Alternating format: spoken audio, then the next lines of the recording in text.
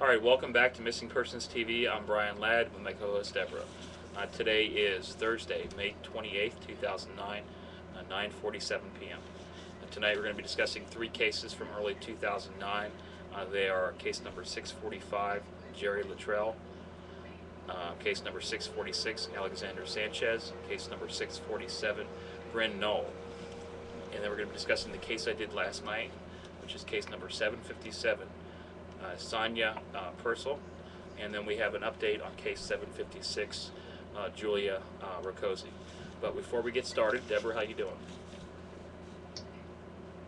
I'm doing great tonight. How are you doing, Brian? And nice surprise you're wearing tonight. What? What are you talking about? What surprise? Oh, you mean this? Oh, yeah. We'll get to that in a little bit. Yeah. Yeah. So you're doing good? Day went well? Oh, yeah. My day was spectacular. Okay. Actually, for those that I hear a little sarcasm in your voice, but exactly. It's just been one of those days. You know, we all have them sometimes. okay. Everything just seems to be turned upside down. So, All right, tonight we have Kevin Doyle on too. Kevin, you there? Hey guys, how's it going? I'm doing good. Kevin's good. Kevin did these three cases and the case from last night too, so he'll be giving us his input too. So we're glad to have him on as usual. So let's go ahead and get started. We'll go with our new case first. We'll give the update first, and we'll go with the case that I did last night, Deborah. And the case I did last night, like I said, was Saniya Purcell. Did I pronounce that right? Saniya. I'm sorry, Saniya Purcell. Okay, but let's get an update on case 756. Graphic right there. This case was opened 2 days ago. This is for Julia Rakoczy. Deborah, what information do we have?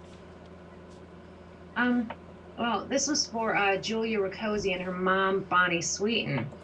And what had happened was they live in the Philadelphia, Pennsylvania area. And just before 2 p.m. on Tuesday, mom, Bonnie Sweeten, claimed that they had had an accident, that someone had rear-ended them. And so there was a little traffic accident there. And she claimed that two black men that were in the dark-colored Cadillac sedan that did this grabbed her and grabbed her daughter and stuffed them in the trunk of their car. And she called 911 claiming to be in the trunk of the car and her daughter being in there with her. So little Julia, 9 years old, supposedly in the trunk of the car. There were numerous telephone calls made to 911, by the way, supposedly from the trunk of the car. Well,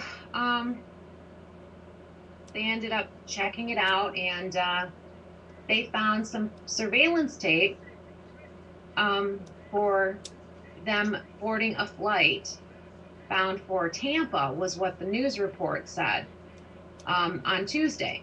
And they checked it, they located her SUV that she had been driving. They located a dark colored sedan that they thought had been an offender bender. And looking at a traffic ticket on the SUV, they were starting to put it together that her story wasn't quite jiving. With the time the traffic ticket was written, I believe it was issued at like 2:20 p.m., but things weren't kind of making sense. And then they got the tip that there was surveillance of them at the airport boarding a flight for Tampa. So then it began to look like there were no kidnappers, that it was, you know, some kind of a sick joke. And since you're, you know, dressed up for the occasion, why don't you tell the viewers and listeners where Mom Bonnie and little Julia were this morning when they were located? Oh goodness! I even have a graphic ready for that. I was trying not to laugh. Here you go. They were found in Walt Disney World. Okay, so I don't know how that has to do with the abduction, and in the trunk of the car, and all that stuff. But Walt Disney World, go figure. This is definitely the strangest thing I've ever heard. Well, at least in a long time. So the good thing is that she was found safe. That's what we're happy about. I think the mother needs to probably get some psychological help. Well, they're Probably right extraditing away. her and charging her for false reports and such. They're going to extradite her back to Pennsylvania. But psychological help, I fully agree. There has got to be something wrong with someone that does that. I'm actually quite angry about this. Also, I'm actually kind of amazed at my dream drawings in this one. I looked at a lot of things. I mentioned this before. I mean, the dream drawings that were done, it said, mother's not telling the truth. She is taking Julie to him. I still don't know who him is yet, but I'm almost positive these dream drawings have something to do with this case. And then there's a wallet there. And it says safe, and that's true. Police will charge mother, and it says section 17.4. I'd like to. I'm curious. I know the case is closed, but I'm going to look up and see what a 17.4 is, if it's in some type of criminal code or something like that. And then it says Tincombe Island, and then runaway. I don't know what that means yet either. But it says May 27th, which was yesterday, and I believe she was found yesterday, right? Or was she found today? That's something I'm not completely sure of, whether it was last night that they were located. I think it might have been last night. Okay. I have a copy of the news article. Double check that. I'll have to a lot of go times back news and articles come out a little bit late. Anyways, and it says 11, and then the number 47. That could be 11:47 a.m. Don't know, but then it says David has them on video. I don't know who took the video, but there is a video that was taken of them. I'm sure there's plenty more now if they went to Disney World. And then the number 877-813-294. Well, I'm going to check that out too. I'm very happy that she was found safe. And great place to take your kids to. I'd highly recommend it. But don't go through the hassle of putting them in the trunk of a car and then calling 911 to get there. I know the tickets are kind of expensive, but and this is not true. If you want a free thing to Disney World, I don't know how to do it, but definitely not do it the way she did it. I'm sorry to take these off now. The strange thing here is this looks like they did check, and there was something between the mom, Bonnie Sweeten, getting along with her second husband, who is not the father of Julia, by the way. And this mom has a 15-year-old child also, and an 8-month-old then with her second husband. But she took only Julia with her, who's 9. But there's some problems with them getting along, and also some financial problems. Well, apparently there was something to the tune of like $12,000 cleared out of bank accounts. Yeah, that's in there. Earlier this week. Right. But the weird thing is, it seems like she was trying to get away from the husband, or she wanted to just take a vacation or whatever, or maybe she was trying to pull a parental abduction. Who knows? But the thing is, with the way the media works and the way it works with, the cases, parental abductions do not get all that much attention. I mean, some of them get more than others, but it's not as much attention as, some other missing cases get. And, she could have just, left, and they could have just been missing, but she came up with this kidnappers, and they're calling when they're stuffed in the trunk of the kidnapper's car, and that type of thing, and doing that and calling 911 like that brought the feds in.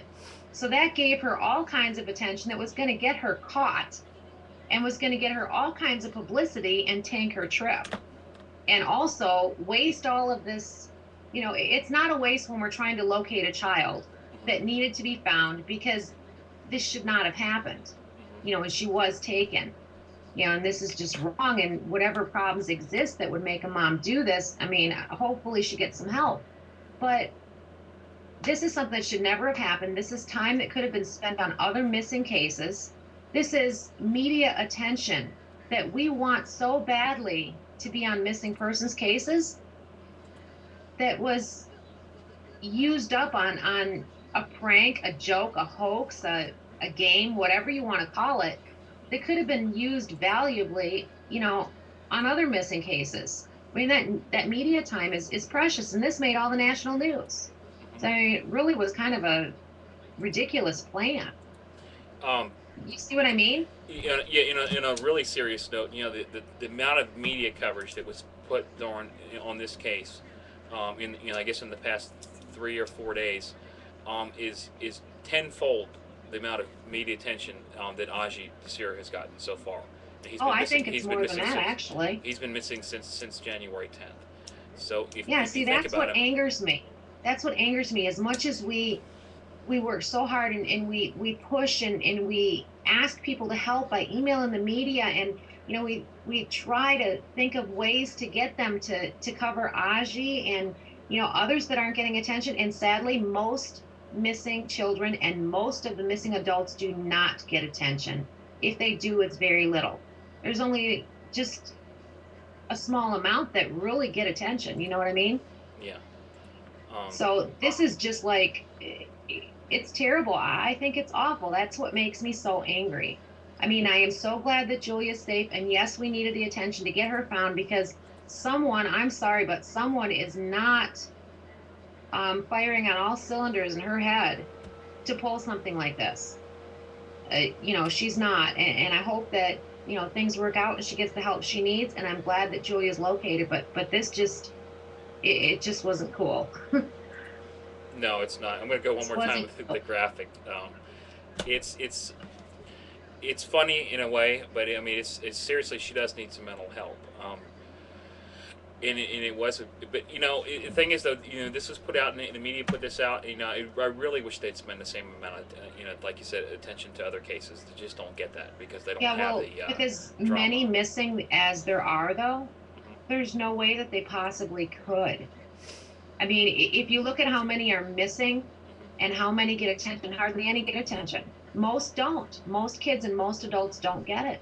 Right. If they do, it's a scrap here or there, you know? So it's really sad. I mean, I'm glad the attention was given and that Julia was, located quickly. And I wish that family the best, and speedy recovery for Bonnie Sweeten, whatever the situation may be. Uh,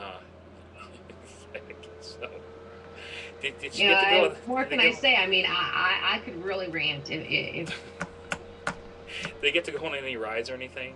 hey, well, the thing is, she'd paid Disney, she paid the lodging and stuff through Friday too. I mean, Oh she my was goodness! kicked back. Yeah, she was having a good old time. Hey, what do you think she was doing? I don't know that she was pulling a parental abduction. It could have been that, or she could have just been No, I think she needs mental going help. missing, but she didn't think it out too well, or what? Or is it just Mental health. what do you think? I think she needs Mental health? Yes. She's not quite all there and No. having some kind of problem, and But she did do a nice thing and did take her kids probably where she wanted to go. oh yeah, that's There's, great. Disney mom, huh? Like I said, skip the whole hostage situation, abduction, Yeah, and skip all that. kidnappers, trunk of a car, and all that. Just head Oh, straight for Disney. Goodness gracious. Okay, let's move on, Deborah. Okay. Okay, this is case number 757. Saniya Purcell. The case was requested last night by Deborah, and I posted it today on Thursday, May 28th. Sorry, I actually had something on my screen here. Deborah, what information do we have for Saniya? Thanks, Brian. This is Saniya Janelle Purcell. It's a non-family abduction. She is missing since May 24th of this year, which was this past Sunday. Her date of birth is August 21st of 2008. She's 9 months old. She's missing from Rayford, North Carolina. A black female, 2 feet 3 inches tall, 22 pounds. She has black hair and brown eyes. They say that she may be in the company of Renesha Shante Griner. Now, this young lady is 17 years old, and she's the babysitter that took her. Her date of birth, December 18th, 1991. Like I said, 17 years old. She's a black female, 5 feet 4 inches tall, 150 pounds, black hair and brown eyes. What happened was she's known Saniya's mom for about a year, so there's some trust involved there. She had asked if she could take Saniya and keep her for a couple of weeks, and the mom did not feel comfortable with that, and she said no. So she had her babysitting, and she took off with her. And they caught a bus and went to Georgia. Now, apparently, this young lady, Renisha Shante Griner, has family in Georgia. Although right now they do not know where she is, and the bus did not go to the areas where her family was. So, yeah, babysitter took the baby. So, what do you have on this case, Brian? Okay, I have two dream drawings. The good news is there's nothing. I don't think that she's in danger, and it actually says safe and she'll be found in 2 days. The first dream drawing, it says ran in the number 41. I don't know what that means. And there's a drawing of it says shelter. I don't know what kind of shelter looks like that, but it's a half circle and some ports underneath it. It says shelter. And the second dream drawing says outside, close, highway, Atlanta, brick building, many rooms. You know what I'm saying? 2 days found or safe in the word found. I think it's the word found. I put a question mark there. I can barely read it. But I think this is some type of apartment building. Those are windows in there. And the entire face of the structure is brick. And then looking at the top right hand side, the structure from the first dream drawing looks like it's in the second one too. But I think that she's safe, and possibly she'll be found. It says 2 days, so hopefully tomorrow. If she's not found by tomorrow, I guess we can look into redoing this case. Kevin, you sent me your notes today. Do you want to read those? Sure, Brian. What I have is alive, 18, black male, 30s, round haircut. That's the only way I could explain the haircut. Back in the 80s or 70s, where they had the afros, where they were like it almost like a helmet that was wrapped around the person's head, but it was the haircut. Uh-huh. I don't know what it's called, so I just call it a round haircut. I know what you're talking about, though. It was black hair, in open face casket. Okay. I saw this gentleman in an open face casket. I don't know if it was at a funeral parlor or if it was anywhere else. All I saw was him in the casket, so that's what I wrote, and that's it. Okay, so the black male is in the casket? Yes. Okay, I'm gonna put a little note on there to say that, though, because when you said open face casket, I was a little bit worried. Do you have any idea of what this might have to do with her disappearance, or possibly was he with her? I have no idea what it has to do. I just knew it was important. Maybe she went to a funeral or something like that. Well, I can't say, because I tried to see outside the casket, but all I saw was him in the casket, open face casket. Okay. If you get anything else, let us know, please. Okay. Actually, starting to rain again here too. Wonderful. Is there anything else? No, when it rains, you can hear it right now. We get storm coming up. I'm out here in a carport, and when it rains, it'll start dripping on my head. I know that's doesn't. Yeah, put your ears back on, Brian. I'll turn them upward. Okay, I made these too. It took me a little while to make them. Okay, I'm taking these off. I feel ridiculous. Okay, the cases we're going to be discussing now. The 3 cases that were done are January of 2009, early this year. I'm getting an email there too. Give me 1 second, Deborah. I'm going to open the case. Anyways, the first case we're going to be doing is 645, Jerri Luttrell. Let me get the case open, or the graphic open. Okay. Okay, there we go. All right, the case was requested to be open. I don't know, but it was posted to my website on January 10th of 2009. Deborah, did you request this? I'm just looking at the thumbnails right now. This is a case that when you did that work where you had to get really specific with GPS coordinates and all of that, this is the first one you were sent. Oh, okay. This is a case from an organization called Find Me Too.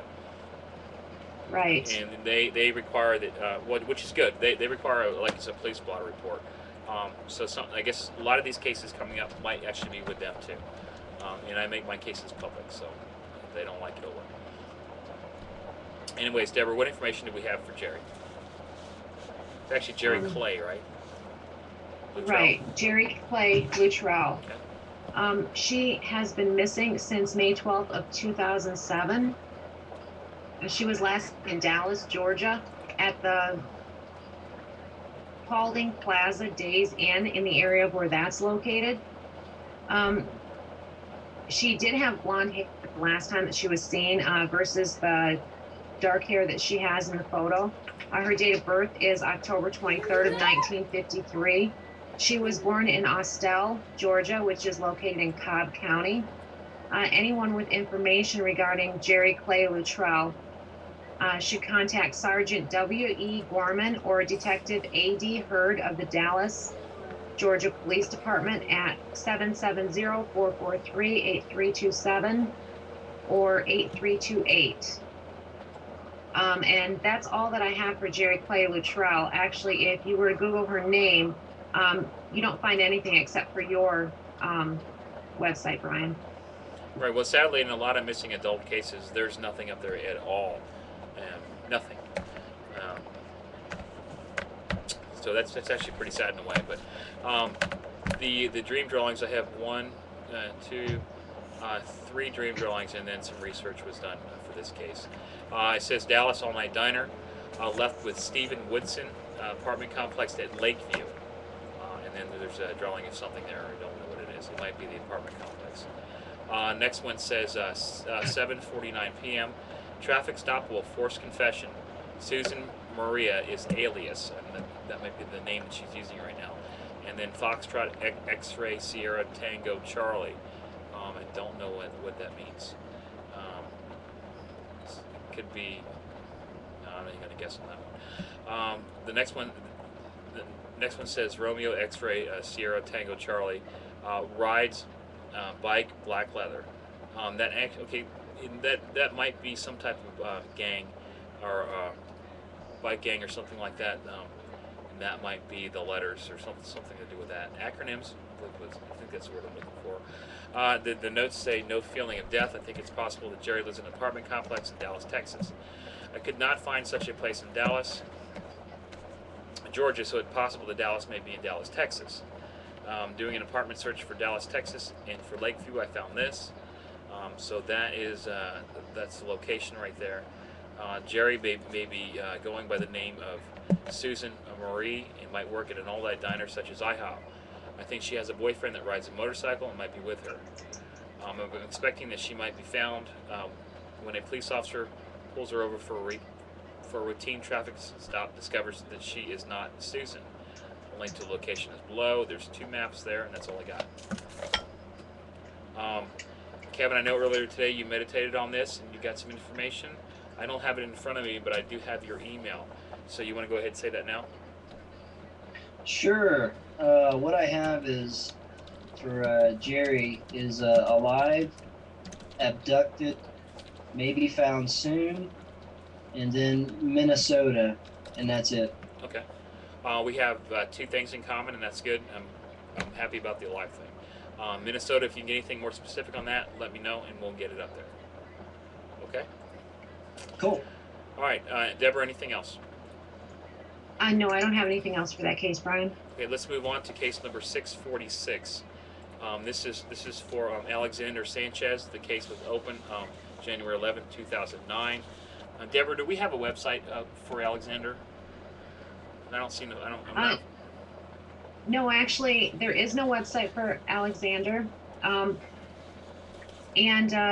At the time when this case was done, there wasn't a MySpace or anything for him either. This case was requested by his father. Okay. And through corresponding with him, and after you had started working on the case too, I did contact him back some more, asking him, and explaining to him about the importance of the MySpace's website and that type of thing, and asking him to please provide me with that information if he chose to, start them up, and he did not.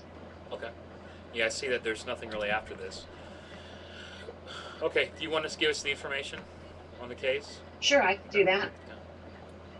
I'll go ahead with that then. This is for Alexander Erb-Sanchez. He is just so cute. Those cheeks. Yeah, he is. Those chipmunk cheeks. He's just so cute. Um, he's been missing since November 7th of 2008. His date of birth, July 20th, 2007. 1 year old. He's biracial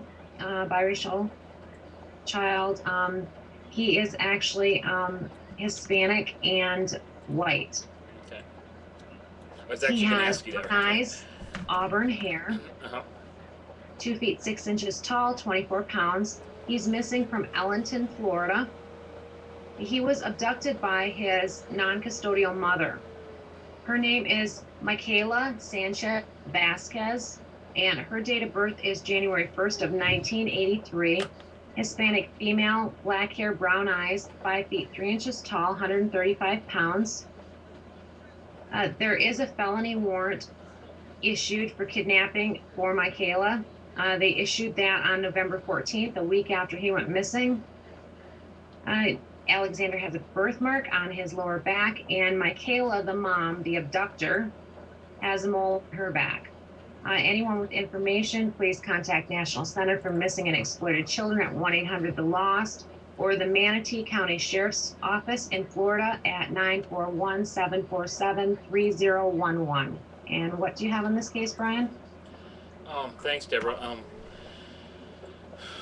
I've got 2 dream drawings. For the first one says electronic picture frame still here, is safe February 8th. Electronic picture frame, that's one of those pictures that have, you can put like a memory stick in there, and you can watch your photos. It looks like a photo, like a picture, but you guys get what I mean.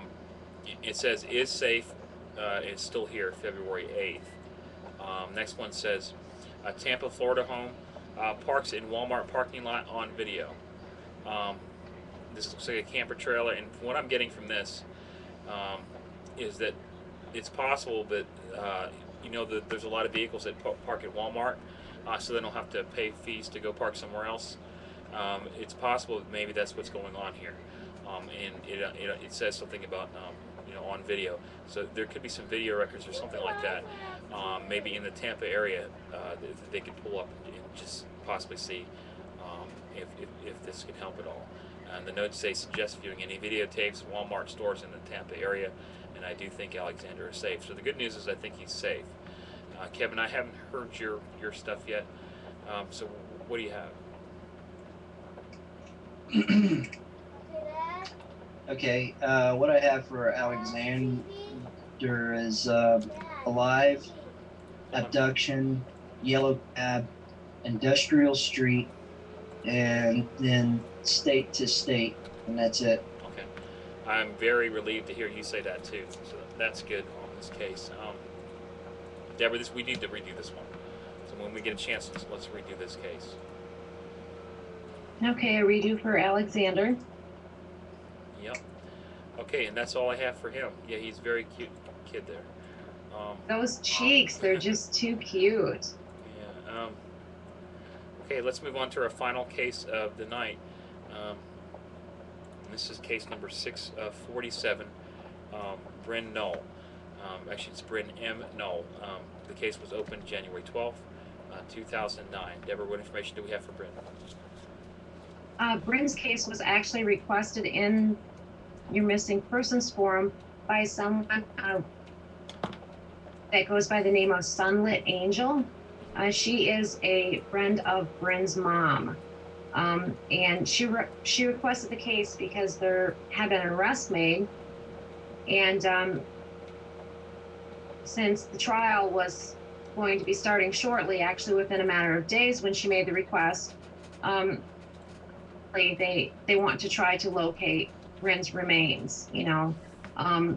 Becomes a little more urgent to make sure that someone does not get away with what they've done. You did get this case done quite quickly. You got it done right away, which was great. It was done before the trial started, and then you did do some additional work on it. And we do have Jim in Mokina, who has done some follow-up, and we've had some discussions and done some mapping and looked into some more stuff. So there has been, some work done on this case. I'll go ahead with the stats now. Bryn M. Null has been missing since November 17th, 2002 from Capron, Illinois. 25 years old when she went missing. Let's see, 5 feet 10 inches tall, 170 pounds, Caucasian female, blonde hair, blue eyes. She has a blue and black tattoo of a symbol on the inside of her right arm. It does not specify which symbol that would be. Bryn was married for 2 years at the time that she went missing. Husband's name is Aaron W. Null. He was the last person to see her, and he said that he last saw her when in bed in their home in Capron, Illinois at about 2 in the morning.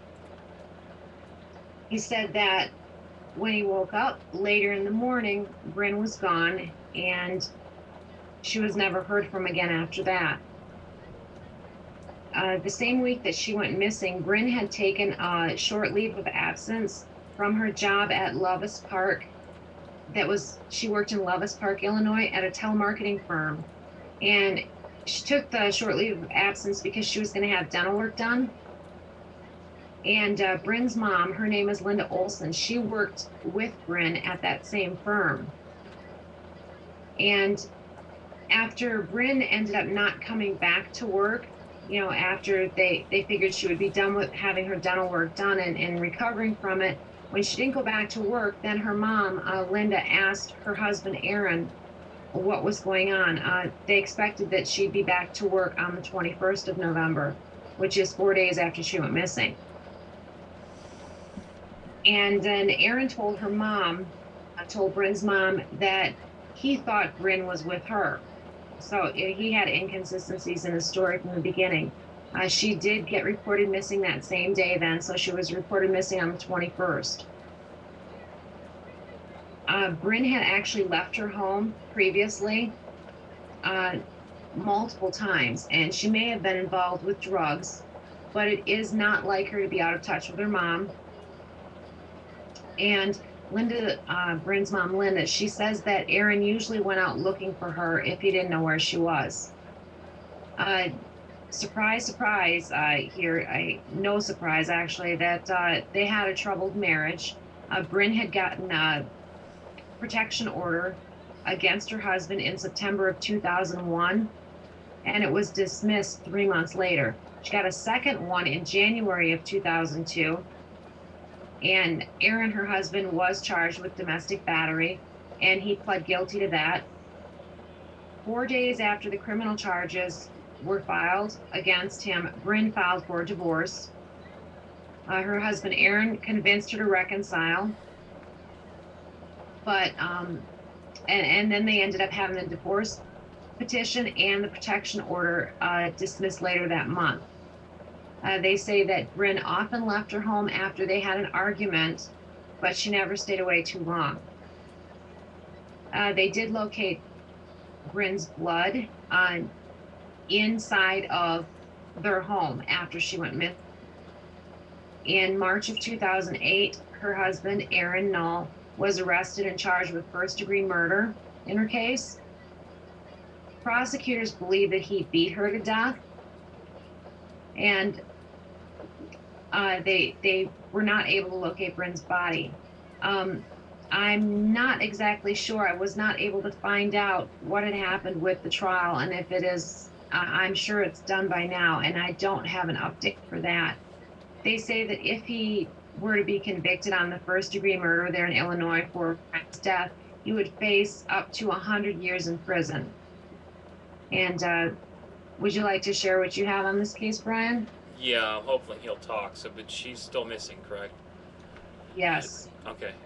There's two separate sets or instances of dream drawings. The first one from January 12th of 2009. It says, he loves the mountains, was hit in the head with shovel. Same shovel was in car. He buried her next to Rockford Street. The next one says Whiskey Lima Sierra, abandoned home, fridge has box in it. Railroad parking lot. I think we were talking about possibly the body could have, or something to do with the body, may have been in some type of refrigerator or something like that, next to a railroad parking lot. And it says notes right there. Was not able to find a location and did feel death in the stream. And then we posted a map on January 31st of 2009, that's of Rockford, and then something to do with Wyoming, Illinois, and then a live map location of Rockford Street. And I don't know if there's a railroad track by there or not, but there is a GPS coordinates of that area that we've in the case. It's in the case file up there. Then some more information. I'm pretty sure that there is railroad tracks by that Okay. Rockford Street, Brian. Okay. And then I remember when we were researching I that. think that's the area that we wanted to look at. And the next stream drawings come from February 1st of 2009. This one says a little bit of an echo here, guys. Shovel is in car. I'll wait till the echo goes away. Shovel is in car. I'm still getting an echo. Can you guys mute real fast? Testing. All right, shovel is in car. Tattoo location is wrong. Look at railroad house. Inside kitchen. Next stream, bless you, Sam. Next stream drawing says home was used by RR, which I believe is the railroad. And then it says number 130, and that's more about the home. It says, I think that Bryn was murdered. Most likely, a shovel was used in this crime. I think it's very important that the car involved in the crime be searched again for evidence of a shovel or a shovel being there at one time. There's some sort of this is some sort of very old small house that the railroad once used. It has a connection to this case. I also think that in this home shack is a refrigerator. That's all I have in the case. Deborah, is there anything else you wanted to add on this case? Did you say that do we have an echo now? Do you have one? Testing. No, there's no echo. Okay. Did you say shovel and car? Yeah. Okay. I wonder if there's a way for us to find out from information that we had heard. Remember, we heard that they still had her car as evidence. They still had the car as evidence. Law enforcement did. Okay. So that's something I sort of remember this case too. That we can check on that and see, if they were able to locate a shovel. Okay, let's put a note there. Then we'll check on that because the last thing that's posted on this case file is from January or February 1st of 2009 this year. Okay, right. Kevin, on the shovel and on the status of the trial. Yeah, that too. Kevin, I know you worked on this case, so what do you have? Okay, what I have is for Bryn, dead, white male, 34 to 36, gun, knife, 9mm, pawn shop, has weapon, and that is all, Brian. Okay, I'm going to look at your notes. Pawn shop, it's interesting. Kevin, we'll talk after this in a look at some things. Okay, cool. That's all I have on this case and the cases for tonight, unless you guys have something else to add. Anybody? Anything? For that case? Or? Yeah, well, okay, on this case, first of all, on this case, is there anything else to add on this case? No, I'm just taking some notes on things we can, follow up on and check on and try to move forward on. Right, so check on case. Trying to get some resolution to this. We need to check on the court, the trial. Right, status of trial. Was there a shovel in her car? Right. Were they able to locate one in there? And I got all your notes, Kevin. I'm going to post those too. So we're closed on this one, right? Okay. Okay. So is there anything else then, off topic or whatever? We're done with our cases. Anything we want to bring up? Oh, Well, go ahead. I thought we could talk. Okay, go ahead. Gail St. John, I talked with her today. She is in the area there. There's no cell phone reception. There's nothing. I've only been talked to her in the past 2 days. I've talked to her a total of about 3 minutes. Right now, she was in Bush Highway in Tondo National Forest searching. Okay, apparently it was 106 degrees out today. They're out there searching. She's really, really tired. But I did manage to speak to her real quick. And so that's the update that I have. We'll send something out on Twitter. But all I have is that she's on Bush Highway, Tonto National Forest. I don't have any other updates on that. But if I get anything, I'll let you know, or she'll let you know via her website or something. That's all I have. But we do wish them the best, and hopefully they'll bring her home. Brian, does Gail know when she's coming back? Yeah, on the 30th, right, Deborah? Right, this Saturday. Okay, go on, Deborah. What are you going to talk about? Well, Uh-oh. Should I leave the room? I had a little rant earlier. We were going to have a little segment called License to Breed by Deborah, and that'll be a nightly segment. Deborah gets kind of frustrated with a lot of these cases that involves parents doing the really, really bad things and stupid things. And, Deborah, go ahead. Quite frankly, some maybe should be sterilized. I had a little rant earlier about the Disney thing. In Julia's case, I'm really ticked off about Nevaeh Buchanan's case. Now, I got some updates, since we talked about the case last night. So we've got this pedophile. Mom's dating a pedophile. Well, Mom does not actually have custody of Nevaeh. Grandma does.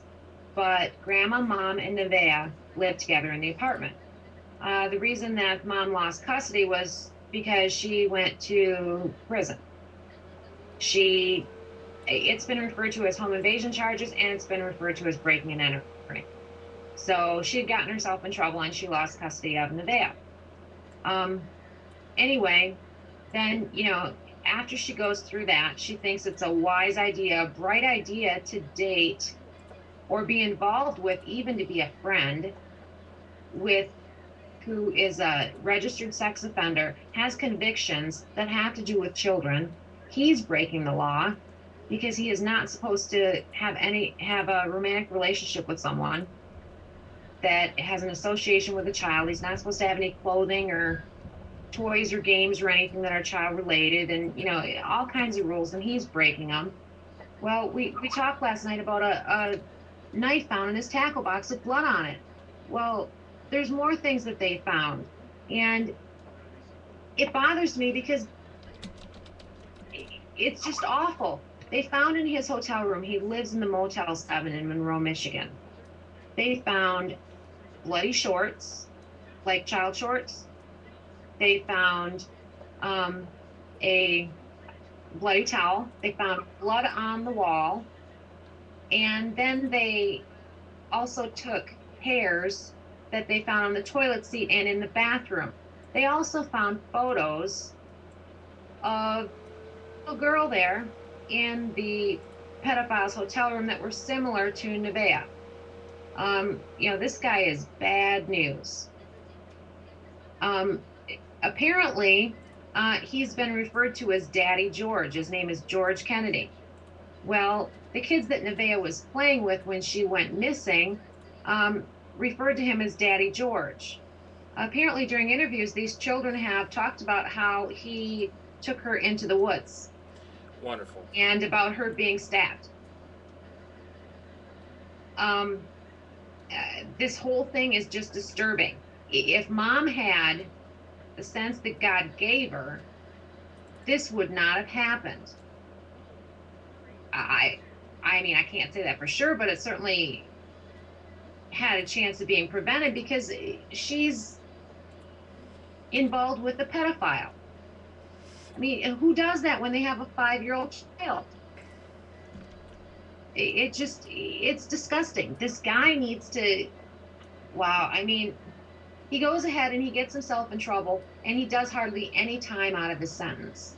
Just a couple of years when I think they said possibly like up to 15 he was supposed to do or something like that. He did basically hardly any time, and he got sprung. So then what happens? He comes out and he's got to get himself in trouble. And if he didn't do something to Nevaeh, he is, of course, I guess I must say, he's innocent till proven guilty. And to my knowledge, he's not been arrested yet. They've got him in jail on parole violation, because they're trying to determine if he violated his parole by having contact with Nevaeh, or being boyfriend to Nevaeh's mom and all this kind of stuff. So they're able to hold him on that, which is good. But Daddy George needs to be like banished. He needs to be like. Well, there's some surgeries he could get done, and then, exactly. then there's a they nice do that on little that island that you talk about, right? There's a nice little island that we can have just for him and his little buddies. Like with the really dull knife or something. I'm just really mad. I mean, So like you said, license to breed brought with into Deborah. this world. Right. It makes me so mad. Irresponsible parents, people that got no business having children, being around children and their parents. I mean, when you can't make a proper decision of boyfriend or friend with a pedophile or not, when you have a 5-year-old daughter, I mean, how can you not make that decision correctly? If you can't make that decision correctly, you shouldn't be around your child. You shouldn't have children. You need to. I mean, wow! That's just clear cut right there. Mm-hmm. I mean, that's an easy choice. Period.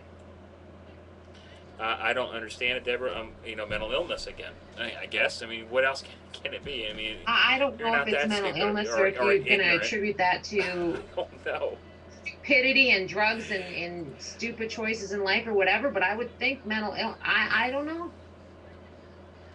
I don't know. It just. What can we do to prevent this? I mean, what actually? I don't want to give irresponsible parents. What I'm saying is, what can't do what they're supposed to do for their children, who cannot take care of them properly, who make awful decisions, who put them in harm's way, who, do not do the things that they're supposed to do. I don't want them all get passes due to mental illness either. I don't think that that's an excuse either. What about should we make parenting classes mandatory before you have a kid? What do you think about that? I mean, when we had our first kid, we actually went to them as far as like the baby stuff. We actually went to them. And then I guess after that you think you know it all, but there's a lot of stuff you can learn in a lot of books and stuff like that. I mean, should it be mandatory? Should a mother and father or whoever have to take in order to have custody of a child have to take a mental test or something like that? I mean. Well, another thing, last night if it's going to save lives, do it. I'll take a this. mental test. I'll fail it. I'm just, but what I'm saying is, I'm just trying to find a solution, and that to me it would be, you really increase the power of social services, or what? I mean, if you were, imagine that's what you should be is somebody that works for social services, and you go out there and you talk to a parent and said, well, I know he's a child molester, but he's a nice guy. Lock her up, take her away right then. No kidding. Stop right here. Stop. Okay. You're done. Let's go. Come on, please come with me. I mean, because that can't even come out of your mouth. Those sentences don't even go together. So, exactly. I mean, there's just no doubt with that one. I mean, how could anyone even? I know he's a child molester. There's no way to try to justify that. Right, and we're not talking about to me, I do consider there's a difference between somebody that's locked up for having enough whatever with somebody that's 16, 17, and somebody that's 4. There is a difference. The thing is, he was not locked up for 16 or 17. I know. He was locked up for younger ages. Yes, I know. That's what I'm saying. That's, wow. I mean, I don't know that it was as young of an age bracket as Nevaeh. No adult guy should play around with little girls. I don't think or there's much boys or whatever. Between. You don't. That's not natural. I wouldn't want to. Young teens is not natural. It's just sick.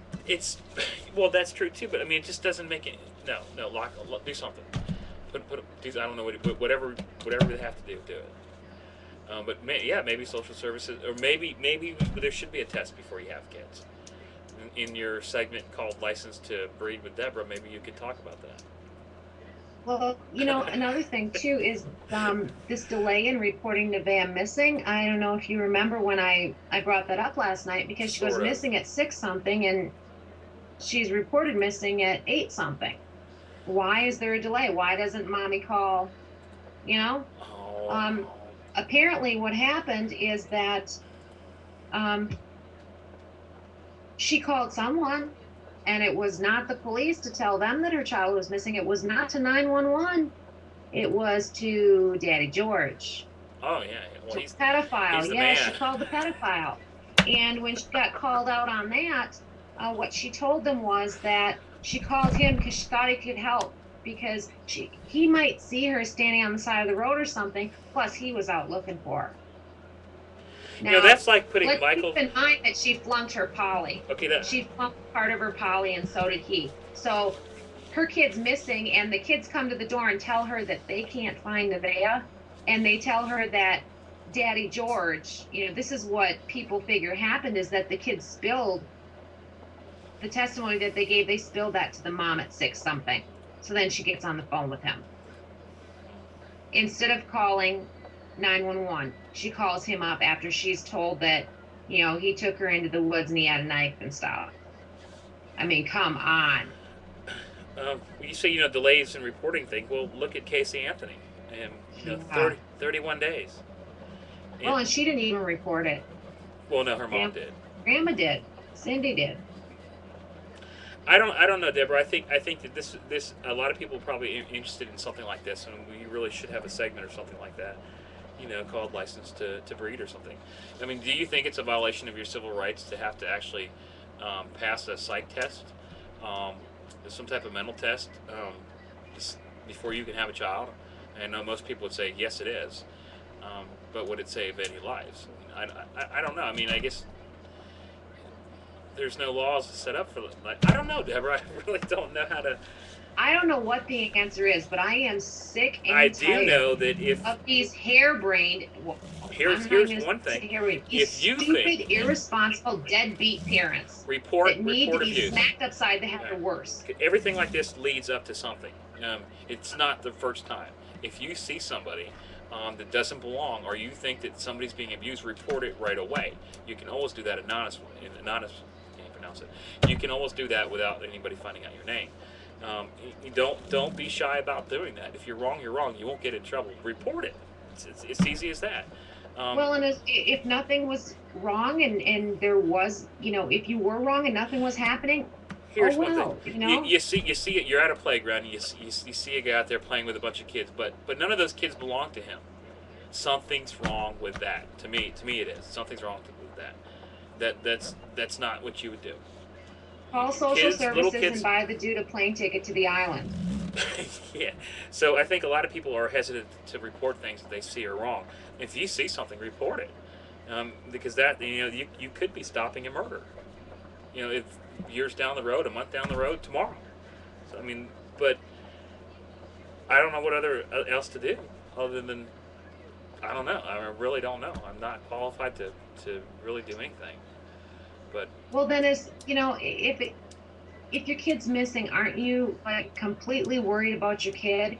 You don't give yes. You don't give a rat's behind about yourself. No. Another thing is if somebody asks that, I didn't sleep last night and I didn't eat, and talking to the cops, I felt like I was held against my will. I mean, come on, she sounds like Cindy Anthony with all the I'm tight, go easy on me stuff, and she's. You would be the first thing you'd be doing is like, hey, well, this is bullcrap. You know, especially if somebody tried to accuse me or something like that, I'd probably go nuts. But I would definitely take a polygraph test. I would every waking moment. I don't think there would be sleeping. You would go nuts. Well, like the first most night, people if do. Missing in the evening, you wouldn't have been sleeping that first night anyway, and you wouldn't have been eating. I mean, I know I wouldn't. There are people that follow the Kaylee Anthony case that couldn't sleep, okay, because they cared so much for that little girl. And the parents did, and she did, and the grandparents did. Think about that for a second. Something's wrong there, okay? I mean, it's I'm just tired of seeing disgusting cases on TV. But anyways, sorry, Deborah. This is your show. This is your segment. Well, I would like to say And I that think that Casey Anthony should living open a with string. grandma doesn't seem to help the situation with, grandma has custody. I'm not, I don't know much about the grandma, but another thing that happened with coming out of mom's mouth and coming out of grandma's mouth and then coming out of biological dad's mouth, who came up and pitched his tent at the apartment complex and it was risking getting arrested. I doubt they'd try to do it now, but he's taking a risk being in Monroe County from Toledo, Ohio, being in Monroe County, Michigan, because he's past due on his child support and there's warrants out for him. But anyway, right out of their mouth, in the first 24 hours that the girl's missing, there's the words coming out of their mouth about, well, hope for the best, prepare for the worst, is coming out of deadbeat mom's mouth. And then out of biological dad's mouth, I'm just here to find my kid dead or alive. And grandma's got the same type of thing. I mean, who goes ahead and starts talking about their child as being the worst or dead or whatever in that way so quickly? It doesn't sit right with me. I totally agree. Let's continue this. So this is interesting stuff. We'll talk about it some more. But thanks for coming on again, Deborah, as usual. And Kevin had to take off a little early. Thank you for coming on, Kevin. And his website is clarityofawareness.com. You can find out what he does there too. He has a chat room, and I go on his chat room with him a lot of times. We do some shows together called Clarity of Awareness Radio. That's it for tonight, I think. Except for little dude. Oh yes, except for Casey Anthony daycare centers. Is that really going to be a go or? No. Yeah. Okay. This is Aji Desir. He went missing January 10th of 2009 from Immokalee, Florida. We're asking everybody to please visit aji.com and print a PDF photo of him and put it wherever you may live, where people may see it. And that's not just Florida, anywhere. Because like I said, he can be anywhere. And really, I guarantee that only 0.01% of the population of the United States has probably seen this picture or even knows he's missing. But yet, some of these cases that we've been talking about, maybe 20% of America knows about it. There is something definitely wrong with that. And the only thing that I'm seeing lately is skin color. If you kind of get what I mean. I know, I'm seeing that too. And I hate to think that, but hey, I don't know what else to think at this point. Okay. So, good night, guys. We'll see you tomorrow at 9 o'clock Eastern Standard Time, -5 GMT.